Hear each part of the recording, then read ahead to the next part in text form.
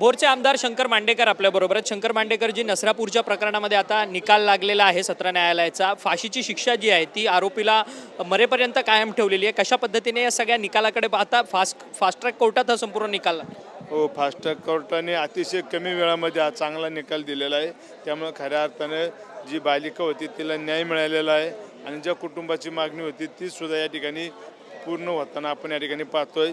ज्या पद्धतीने आता निकाल फाशीचा जाहीर झालेली आहे तीच लवकरात लवकर त्याची अंमलबजावणी व्हावी ही खऱ्या अर्थाने आमची मागणी आहे। परंतु या सगळ्या प्रकरणामध्ये पाहिलं तर या नराधम विकृताला जी काही न्यायालयाने शिक्षा सुनावलेली आहे, परंतु या शिक्षेच्या संदर्भात पुन्हा एकदा हे आरोपी जे आहेत ते पुन्हा एकदा हायकोर्टात असेल, सुप्रीम कोर्टात असेल, या सगळ्या कोर्टात जातात आणि त्यानंतर पुन्हा एकदा ही त्यांची शिक्षा जी आहे ती कुठेतरी वेगळी केली जाते।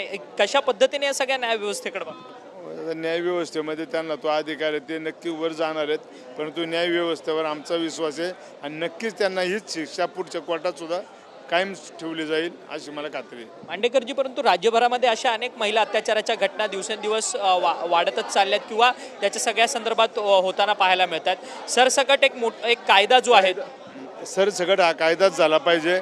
असं दुष्कृत्य करणारा कोणीही व्यक्ती असो त्याला जागेवर शासन झालं पाहिजे, कुणीही असू द्या।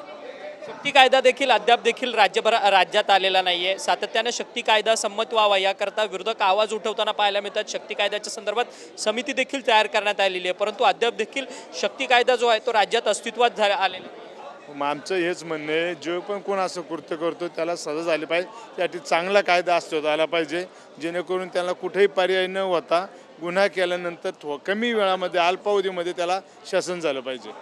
खरं तर धन्यवाद, तुम्ही आमच्याशी बातचीत केला। शंकर मांडेकर होते। शंकर मांडेकर म्हणतात की या सगळ्या प्रकरणात जी आहे ती कोर्टाने व्यवस्थित अशी शिक्षा जी आहे ती आरोपीला सुनावली, अशा पद्धतीचं मत जे आहे ते शंकर मांडेकर आपल्याशी बोलताना व्यक्त करतात। व्हिडिओ जर्नलिस्ट गणेश राठे, अक्षय मंगणी, TV9 मराठी, मुंबई।